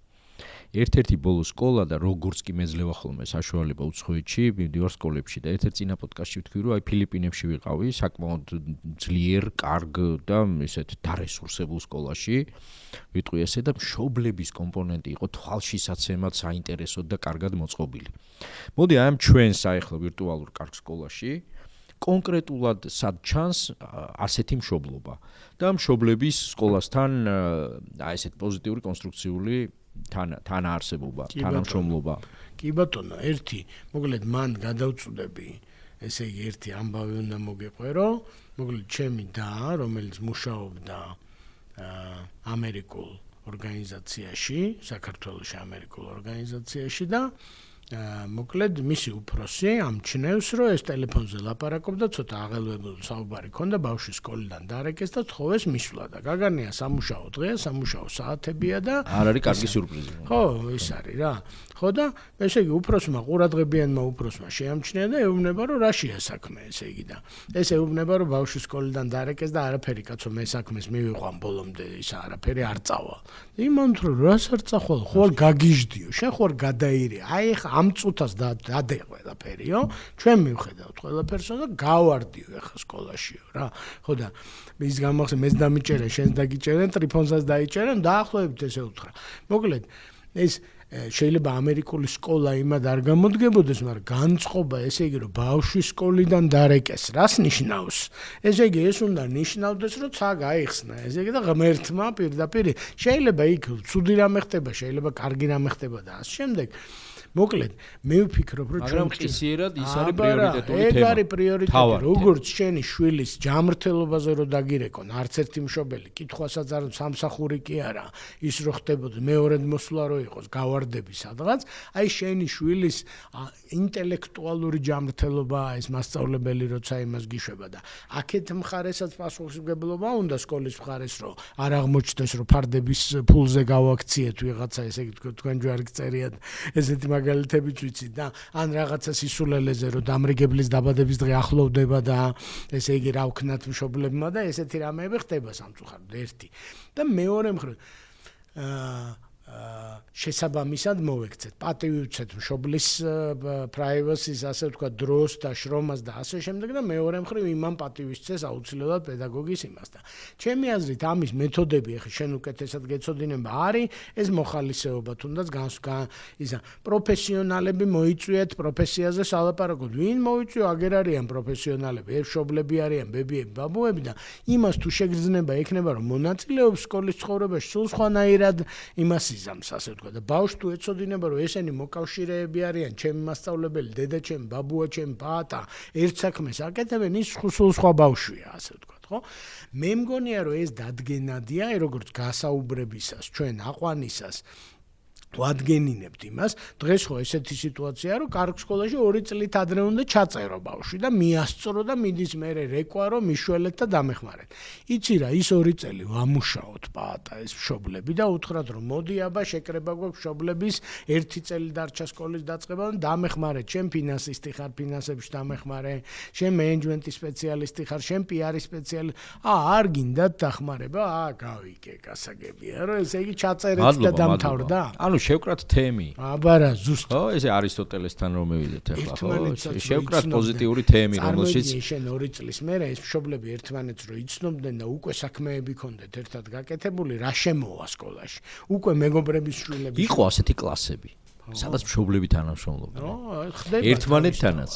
და სკოლასთანაც და დამრიგებელთან თანამშრომლობდნენ. აი იყოს მახსოვს სკოლაში ზოგიერთი კლასი ახერხებდა ამის. და ყველაზე ეფექტური. არ ვიცი ამას მასწავლებლები ახერხებდა ხა ბავშვის თვალით, მაგრამ ზუსტად მახსენდება რომ იყო ესეთი კლასები, სადაც მშობლები გაცილებით მეტს ახერხებდნენ. თავის შეჭიდულობით, თავისი რაღაც ურთიერთობებით და ასე შემდეგ. აი არ მცალია კი მცალიაზე, ხა მე აზროვნების აკადემიის ბაღში, საბავშვო ბაღში დადიან ჩემი ტყუპები და რავი, კის ცალია, არც ცალია, ეს დაკავებული ვარ მე ესე იგი და რა ვიცი, შეკითხვაც არ დასვეს და თქვენს რო იცით რა, მოვიდეს мама ესე იგი და მიიღოს მონაწილეობა რაღაცაში და ძალიან მომეწონა, ეს ძალიან მესიამონა, კარგად მენიშნა ხა ამ ხალხს ისეც კარგი თვალი თუ ყურებ, ბევრი თვალსაზრისით. ო ეგრეა. არა გენცოლე, ესე არა. კი არ გეკითხებით, შენ გინდა თუ არა შენი შვილის აღზრდაში მონაწილეობა. არა, შეკითხვა აბსოლუტურად არ არის. შეიძლება ალტერნატივა მოგცეთ, რომ 4 შაბათს უფრო გცალია თუ პარასკევს. პირდაპირ გადავდივართ პარტნიორობაზე. კალენდარში ჩავსვათ, ესე იგი, როდის მოდიხარ, სანდრო, შენ ჩემ გენაცვალე, ესე იგი, ამხელა რესურსი რო გაქვს, ამისი, იმის მარკეტინგში გაქვს რესურსი, მაგაში დაგვეხმარე. და არა მუდარა, რომ შენი ჭირიმე ისა შვილის თემაზე შენი შვილი იქნებ. ხო. მაშინ ხო კარგად გვეხვეწება, როცა ჩაწერა უნდა სკოლაში, ხო და მოაწერინეთ ხელი ბატონო, მასე აკეთებენ ბანკები, რომ შენ რო ამბობ, რომ მომეცი ცესხი და ძალიან მოტივირებული ხარ, იმხე 27 გვერდიან არზას წაგაკითხებენ ჯერ და მე ხელს მოგაწერინებენ და მე შეგახსენებენ პერიოდულად და მე მგონია, რომ 27 გვერდიანი არზა უნდა იყოს სკოლის ხელშეკრულება და უმეტესი მომხრე ვარ და მშობლის ვალდებულებები გაზიარებული პასუხისმგებლობა. ოღონდ მაგას ვერ გააკეთებ ჭარბი მოთხოვნა თუ არა გაქვს. შენ თუ 15 ადგილზე 15 ოჯახი მოგდის და აქ მივედით დაფინანსების საკითხთან. მე ერთი რაც ძალიან მაშინებს კერძო სკოლის ჰიპოთეზაში არის სოციალური გადარჩევა, სოციალური სათბური, ასე ვთქვათ, რომ ჩვენ ბავშვს როგორ ავარჩევთ და სწორად განწყობილ ოჯახს როგორ ავარჩევთ, თუ ბიუჯეტით ვარჩევთ, რომ ვის აქვს აი ამდენი ფული, რომ გადაიხადოს, იაფი საქმე არ არის, არც საოპერირებლად სკოლა და არც მშობლისთვის, ხო? მაგიტომ ჩემი მოსაზრება არის, რომ შენ უნდა შექმნა ისეთი მექანიზმი, რომ აი სკოლარშიპების საშუალება თუ არა გაქვს, რომ კარგ ოჯახი რო ძალიან მოგეწონება და ბავშვი რო ძალიან მოგეწონება, იმას შეუქმნა დახმარება, მატერიალური დახმარება საერთო სკოლის იმიდან, ასე ვთქვათ, საერთო გობიდან, აი ეს მეგობრობის ამბავი მე მგონია რომ აი ამოვიოხრე ახლა რა. აი კომაროვი. მათეს ეფექტი, რომელზეც სულ თავიდან მოდივად საუბრობდი რომ ხო, ესე იგი მიეცეს ვისაც აქვს და წაერთვას ვისაც არ აქვს. ხო, ძალიან დიდი ამბავია. გახლეჩა ხო სოციალური. კომაროვის ამბავში, მოკლედ კომაროვი. რა ფონდებზე ვსაუბრობთ ახლა ჩვენ. ფონდებზე ვსაუბრობთ, ფონდებზე მე გეტყვით ახლა გამოვამჟღავნებ ესე იგი საიდუმლოს და ოღონდ საიდუმლო სულაც არ არის, რომ კომაროვის სკოლას, დღევანდელ კომაროვის სკოლას საჯარო დაფინანსება აქვს პირობითად ვიტყვი 1 ლარი და 7 ლარი აქვს თავის კერძო პროექტებიდან შემოსავალი. ანუ კომაროვის სკოლას შეუძლია რომ იმ სახელმწიფოს მოცემულ 1 ლარს ზემოდან 7 ლარი დაამატოს თავისი კერძო პროექტებიდან მოტანილი და სკოლარშიფებად, სტიპენდიებად, პროგრამებად და რაღაცებად გააკეთოს. ანუ შენ თუ ფინანსური თავისუფლება არ აქვს და შენი საუბარი დამფუძნებლებთან, ადმინისტრაციასთან ძალიან მნიშვნელოვანი უნდა იყოს, რომ ჩვენ გვჭირდება თუ საქმისთვის გვჭირდება 1 ლარი, კიდევ 1-2-3 ლარი გვჭირდება, რომ ეს საქმე კარგად გავაკეთოთ შემდეგ დონეზე. მაგალითად და აი მაგაზე მე თავს დავდებ, რომ დასკოლარშიფებული სტუდენტი ჰარვარდი იქნება. თუ ისა არის ყველაზე მაღალი თამასის მატარებელი, ის ადამიანი ინდოეთიდან, სატია ნადელა იქნება ეგ ადამიანი, რომელიც ჩამოვიდა ინდოეთიდან და არის, რა ვიცი, გასულია სხვა სამყაროშია თავისი აზროვნებით, იმის ოჯახის мотиваცია შენ წარმოიდგენ როგორია ადამიანს, რომელსაც 200 და 500,000 დაუფინანსა ჰარვარდმა მის შვილს და აღიარა ამანდაგვარად მისი ისა. ამიტომ მე მგონია რომ ეს სოციალური სათბურის საფრთხე, სადაც გაჭირვებული ბავშვი არ გვეყოლება, კომაროვში რო გადავედი, ესეც ერთ-ერთი ძალიან ნათელი ის არის, ესე იგი სახში რო დაუბრუნდი პირველი დღის შემდეგ, მანამდე პირველ ექსპერიმენტულში სწავლობდი და გვალბახთან ვიზრდებოდი. ანუ სოციალურ სათბურში ისედაც ვიყავი, ასე ვთქვათ, როგორც ჩანს მანამდე. მივედი და დედაჩემს ვეუბნები ამბავს, უყვები სასაცილო ამბავს, რომ ჩემი ერთი კლასელი მეთქი წარმოიდგინე გახეული ფეხსაცმლით მოვიდა თქო. ესე იგი ეთყობა დახეული ჯინსები ხო გამეგო რო არსებობს და ეთყობა რაღაცა ტრენდია მეთქი მოდა არის. ახლა კვდაიბოდი სიცილი და დედაჩემო მითხრა რომ შვილო არა აქვსო მაგას ფეხსაცმელიო და ესე იგი სიცილი წავიდა და მე ვთხარი რანაირად არ არსებობს როგორ ეგეთ დონეზე არა აქ რო პირველ დღეს სკოლაში და აი ეგრე მითხრა რომ ეხლა ჩაიდე ჩანთაში ფეხსაცმელებიო და დავიწყოთ მაგ საკითხის მოგვარებაო. ესე იგი რომ ხვალ ეს ბავშვი მოკლედ კარგი ფეხსაცმელი ჩვენ რითაც შეგვიძლია და აი ეგ არის ეგ ფეხსაცმელი გაზიარებული არის ზუსტად ის გაზიარებული სკოლარშიპი ხო ინსტიტუციონალურად რო შეხედო ეს ოჯახი იხდის და უზიარებს იმ ბავშვს რომელიც არის გენიოსი მაგარი მოტივირებული მაგარი ტიპი და ასე კეთდებოდა ჩვენ დროს მე ვიტყოდი ხო აი არა მაგას თუ ვერასწავლე პატა მაგას თუ ვერასწავლე რაც გინდა ისასწავლე ამას თუ ვერასწავლე რაც გინდა ისასწავლე და მაგან მიგვიყვანა იქ მივედით რომ ბავშვმა რა იცი არა და ძალიან უკვე ესეთ შეიარაღებული თვალიც კი აღარ უნდა და ლუპით ყურება და სოციოლოგიური კითხვებიც კი იმდენად თვალსაჩინო გახდა ამ სოციალური სათბურში ბავშვის რაღაცნაირად შეყვანის. და მე ზაფხულში სად იყავ მალიორკაზე, ჩვენ მალიორკაზე ვიყავით, ჩვენ იმაზე ვიყავით, ამაზე ვიყავით, iPhone 17 და სწავლის მხარდაჭერა კი არა, ფინანსური მხარდაჭერა, სწავლის და ზრდისა და განვითარების, არამედ სოციალური სტატუსის უზრუნველყოფა და იმდენად გადაწონა, იმდენ შემაწუხებლად თვალსაჩინო გახდა უკვე ჩვენ საზოგადოებაში. ცალსახად და აი ეს ეპიზოდი მახსენდება ის ფილმი რო არის ალ პაჩინო ბრმა პოლკოვნიკი რო არის ხო და სიტყვით რო გამოდის ეს დიდრების შვილები, ღარიბების შვილები და ამ ბავშვზე რო ლაპარაკობს. მე მგონია რომ ერთ ეგეთ ბავშვს ესე იგი შეუძლია გადააბრუნოს სამყარო. ერთ სპეციალური საჭიროების ბავშვს, ერთ გაჭირვებულ ბავშვს, ერთ ბავშვს გურულს, ერთ მეგრელს, ერთ იმას საერთოდ შეუძლია სამყარო შეცვალოს. კომაროვში რა ის ფიზიკა მათემატიკური მე მყავდა ყველა რეგიონიდან კლასელი და მექანიზმებით შეიძლება ამ სიკეთის გაკეთება. მაგ სიკეთის გაკეთება. იმიტომ ეხლა ჩვენ ხარ საუბრობთ მაინც ესეთ ცალკეულ სიკეთეებზე, ყველას გაუმარჯოს ვინც ახერხებს და აი ჩემ ოჯახშიც ეხლა იყო არის ეს ამბები რომ წამოუყვანია თავისი სოფლიდან, ხო, თქვა აქ რაღაც წარმატებისთვის მიუღწევია და რამდენიმე მინიმუმ ოჯახებიდან წამოუყვანია თავის სახლში უცხოვრებია და უჭმევია, ჩაუცვია და ხო მაგრამ დღეს განათლება აღარ არის ის იმდენადვე იაფი, როგორც მაშინ იყო. მოდი პირდაპირ თქვა, ხე იაფი არასოდეს არ ყოფილა. გეთანხმები, მაგრამ ფასის ნაწილი რა არის? მოკლედ, ერთი წუთი წარმოიდგინე, ეხლა მე თამამალ ანალოგიას იმას ვიზამ, რომ აი როგორც ავტომობილს ყიდულობს იგივე ოჯახი, რომელსაც თქვენ სკოლაში მოყავს ბავშვი რა, ერთ და იგივე სეგმენტია, შეუულიათ ამ ხალხს, რომ ის სალონიდან მანქანა გამოიყვანონ დაუშვათ რა. და ავტომობილებში მას თავაზობენ ოფციებს რაღაცას, რომ აი კიდევ $2500 თუ დაამატებს, ტყავის სავარძლები იქნება იმას თუ და ეხა ერთი წუთით წარმოიდგინე, ესე იგი რომ მოკლედ ამ სკოლის იმაში ეგრე ვერ გააკეთებ, მაგრამ შინაარსობრივად რომ კიდევ $2500 თუ დაამატებ, ესე იგი შენ შვილს ეყოლება, ესე იგი გაჭირვებული, მაგრამ მაგარი ტვინის პატრონი კლასელი ერთი, ესე იგი და ნუ კაი არ დაამატებ, ეხა შენ თუ საშუალება არ აქვს არ ეყოლება და კიდევ მეორე $2500 თუ დაამატებ, სპეციალური სასწავლო საჭიროების ბავშვი იქნება კლასში, ასე ვთქვათ, რომელსაც თანაც ესენი ისწავლიან ემპათიას და მოფერებას და სიყვარულს და საბოლოო ჯამში იქ მივდივართ, რომ არაფერს არ აგარჩევინებ და მე გეტყვი, რომ ფასი წარმოქმნა ესეა, რომ რა ჯდება კარგი განათლება და მე ვამბობ, რომ კარგი განათლების ნაწილია, რომ ნიჭიერი ბავშვი, რომელიც ოცნებობდა ამ სკოლაში მოხვედრაში, იქ მოხვდეს. ეგ არის ფასი და ფასის ნაწილია, ხო? და როგორ ამაზონთან მქონდა თავის დროზე, რო გიბრუნებენ საქონელს. როგორ იბრუნებთ მეთქი, რომ შევხვდი, ესე იგი, ჩემ ტვინში არ ეტეოდა და თქვა, რომ ეგო ფასში შეყვანილიაო, შენ რო იხდი $84, იქ 3% არის იმისი, რომ შენ დააბრუნებ, ან დაზღვევა გაყიდინეთ, ასე ვთქვათ, პირობითად და ფასში შევიყვანეთ, ხო?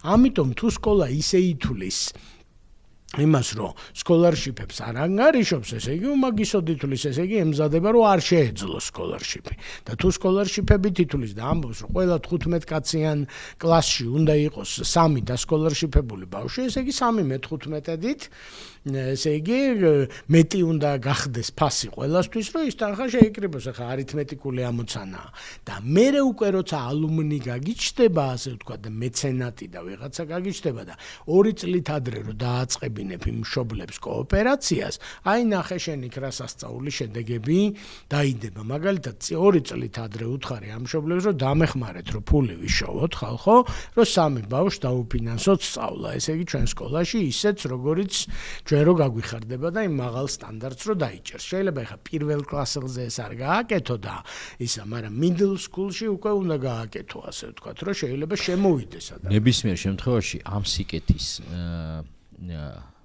მოდი თქვათ აწყობაა ხომ თავი დიზაინია თავი საბოლოოდ და ნუ მე რა თქმა უნდა პატრონობა უნდა და ის განვითარება რა თქმა უნდა, მაგრამ მექანიზმი არსებობს. ცალსახად. და საქართველოში შეიძლება აკეთებენ კიდეც ამას, ვიცით, მაგრამ მე ვიტყოდი რომ არ არის საკმარისი. ხო, საკმარობაა თავი, რამდენია საკმარისი, რამდენ ჯერდები. საუკეთესო მოსწავლეს რო დაუფინანსე და გაუნულე გადასახადი.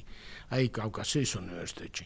ეგ კი არ უნდა ქნა კაცო, საუკეთესო მოსწავლემ უნდა ერთ მოსწავლეს გადაუხადოს ის თავის გადასა. მისმა ოჯახმა, მის ოჯახს აქვს საშუალება რომ გადაიხადოს. და თუ ის საშუალებაც არ აქვს, იქითკენ, ანუ merit based მაგიტო არის, რომ შენ რო კარგად ისწავლე, შენ აღარ გახტევინებ და ეხლა მამაშენს მილიონები აქვს, რატო აღარ გახტევინებ ჩვენ? პირიქით ეს სიამაყე მოუგვაროთ მამაშენს, რომ შენმა შვილმა შენი გადახდილი ფული თავის თავზე გამოიყენა და თავის კარგი სწავლით დაუფინანსა თავის მეგობარს.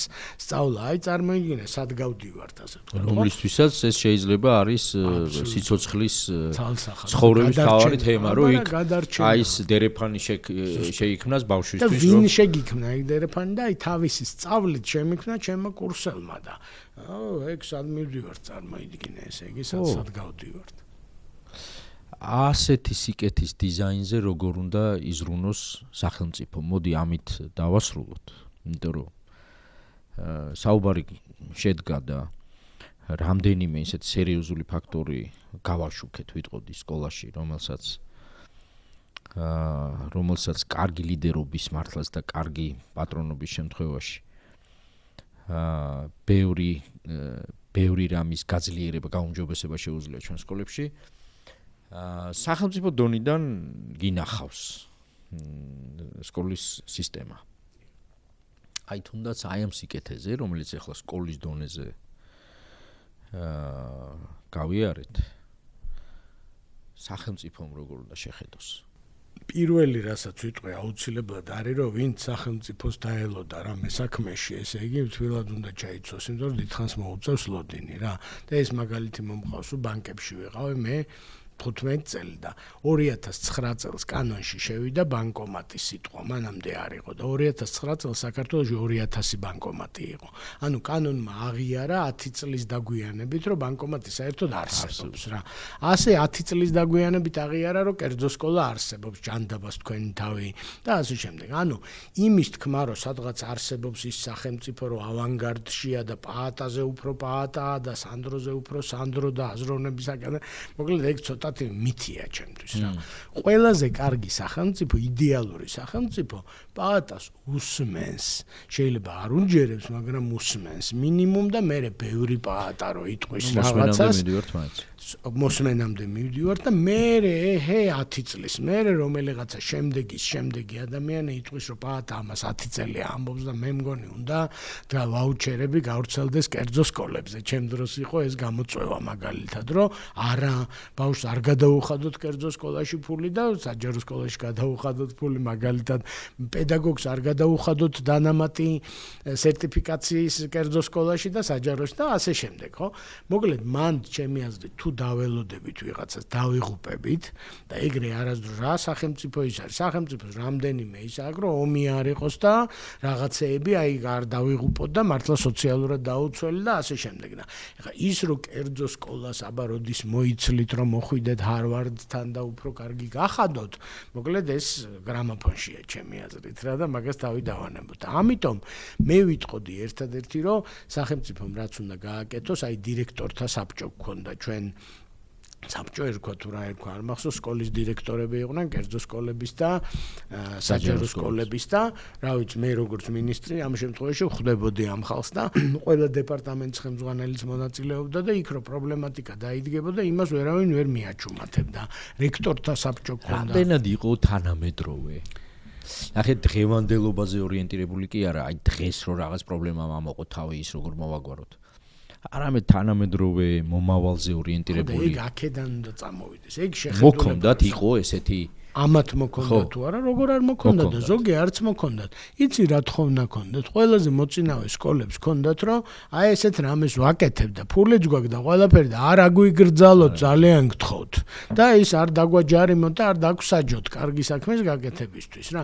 აი მაგაზე მიიყვანება ასე ვთქვა და მერე თუ დაინახავ რომ კარგი შედეგი დადგა, მერე იქნებ ესე იგი ეს პრაქტიკა სადღაც ხვებსაც მოგვაყოლინო, რომ საჯარო სკოლას მოუყვეთ რო რაღაცა გამოგვივიდა სიტყვაზე, ხო? და მეორე საკითხი შეხედე, რომ საჯარო სკოლებშიც არის ტოპ საჯარო სკოლები, რომელსაც შედეგიანობა რითიც გინდა გაზომე. ეხლა კომაროვია ის ადგილი, საიდანაც MIT ორ ადამიანს წინასწარი ჩარიცხვით იღებს, ანუ გამოცდებამდე იღებს ორ ადამიანს კომაროვიდან წელიწადში MIT. და რავი დაგვიდგეს, აბა რომელიმე კერძო სკოლა. არ არსებობს ეგეთი კერძო სკოლა საქართველოში, საიდანაც MIT-ში, Penn State-ში და იმაში ორი წინასწარი ჩარიცხვა აქვს. სახელმწიფო დაწესებულებაა. გამარჯობა შენ, წავიდნენ და ისწავლონ, ესე იგი როგორ აკეთებს და ისე აკეთებს, რომ მოკლედ სახელმწიფოსთან ცალკე ოპერირებს, კერძო შემოსავალს ცალკე აგენერირებს, ახალგაზრდებს ამოტივირებს, დირიჟორობს, რაღაცებს სწავლობთ, ასე ვთქვათ, მაგრამ არის რა, მე ხა შორსა ვარ იმ მოსაზრებისგან, რომ high school-ის მოდელი ნებისმიერ სკოლაზე გამოდგება. კომაროვი high school-ია და გამოცდით მიღება შეუულია, ეგ უკვე მოცემულობას აძლევს. ჰარვარდსაც კომაროვსაც და იმასაც კი არ ვადარებ, მაგრამ სადაც შედარებადია, წავიდეთ და ვისწავლოთ და ეს გადავლახოთ რა, რომ აი შენთან მე არ მოვალ სამეცადინოდ და შენ ჩემთან არ მოხვალ სამეცადინოდ, ხო? ხო და ეგ მე მგონია, რომ ჰორიზონტალური კავშირები, ანუ სკოლის ადმინისტრატორების და ლიდერების community და აი თუნდაც მშობლების და მოსწავლეების და ასე შემდეგ, ეგ შენი მოსწავლეები არ არის, ან შემდგომ შენი მშობლების და კანონმდებლებიც და მაგარი ტიპებიც და ან მივდივართ რა. ასე გავდივართ კი, უფრო დიდ სურათს. კი, სახელმწიფოზე. ძალიან დიდი მადლობა. მადლობა შენ რომ მოვიდა. რა სიტყვა საუბარზე? რა ვიცი, ძალიან საინტერესოა ეს. მე შენთან უინტერესო საუბარი როგორ უნდა არ ვიცი ესე იგი და მეც არ ვახსენდება შენთან უინტერესო საუბარი. და თემა კიდე ისე გვტკივა და გვადარდებს ესე იგი ორივეს და ჩვენ მსმენელებსაც რომ ეხლა მეტი რო არ შეიძლება. კი, ემოციებითაც იყო სავსე საუბარი. ძალიან დიდი მადლობა ამისთვის და რაც თავარია ხო? ხო არ არის რამე რაც გინდა რო თქვა? იცი რა, მე მგონია რომ აი ამას გავიმეორებდი ვისარგებლობდი, არავის არ დაელოდოთ ძალიან გთხოვთ. ესეთ ფრაზა შემხვდა, რომ ბევრი ადამიანია მთელ ცხოვრებას ატარებსო კავალერიის მოლოდინშიო და ვერ ხვდება რომ თვითონ არის კავალერიაო რა. და უნდა შეუტიოს ესე იგი თავის ცხოვრებას, ხო? ასევე ბევრი ორგანიზაცია ამბობს, რომ სად არიან ისინი, კაცო, ხარდამჭერები, ვინც ჩვენ შეგვაძლებინებენ, ხო და არ არიან ესე იგი ბოდიში, აი ამ ხელა ქვეყანაში ვართ, არეულ სამყაროში და აი შენ ახარ შენი თავის კავალერია, ხო? მაგრამ თუ შენ მოიქცევი როგორც კავალერია, მე ვიღაცები თავს ამოყოფენ მშობლების სიმრავლიდანაც, კოლეგების სიმრავლიდანაც და ჩვენთან აი ეს სოციალური პასუხისმგებლობა არ უნდა ნიშნავდეს ქველმოქმედების გადარიცხვას მარტო. სანდროს შეუულია პაატას აქვს ეს კაპიტალი სოციალურიც და ადამიანურიც, რომ უთხრას, რომ სანდრო, რავი, წამოდი ერთ დაგვეხმარე და ამ სკოლაში, რა ვიცი, ამ ფორმით თუ იმ ფორმით, რა ფორმითაც დაგვეხმარე. ეხლა ეგ ყველაფერი რა მაგარი აზრები გქონია, მშობლებთან მუშაობაში დაგვეხმარები თუ ფინანსური მოდელით დაგვეხმარე. არ გცალია, კარგი, დღეს რო არ გცალია, ხვალ როცა გეცლება რა. ეხლა პოდკასტზეც ხო ესე იყო, რომ ეხლა აბა დღეს გიბარებ 7 საათზე არ გამოვიდოდა და რავი, როცა გეცლება და რის სურვილიც გექნება, ამაში არ ჩაერთვები, მაშინ იმაში ჩაერთე, ხო?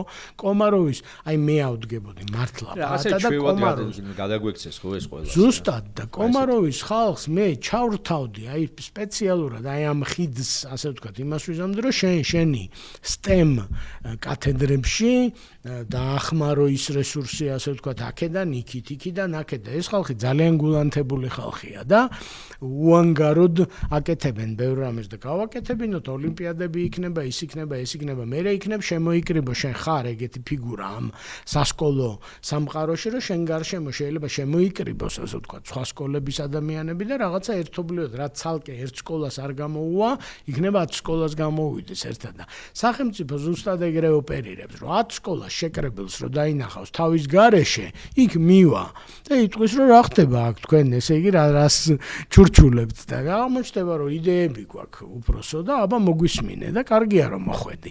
ხო და ხა ერთი კინკილა პაატა რო იქით თავისას უბერავს და ერთი კინკილა სანდრო აქეთ უბერავს, ხა ეგ ცალკეული შემთხვევებია და ერთობლიობა უკვე სხვა კი, ქსელის ეფექტი. თალსახ. ძალიან დიდი მადლობა. სანდრო, პატარა ბლიც შეკითხვებით ვამთავრებთ ხოლმე. კი ბატონო, დიდი სიამოვნებაა. რომელიც რა თქმა უნდა არიცი. დიახ. პრინციპში კი წინა პოდკასტებიდან შეიძლება კი, მაგრამ ისე ვიკითხავ ასეთ რამეს.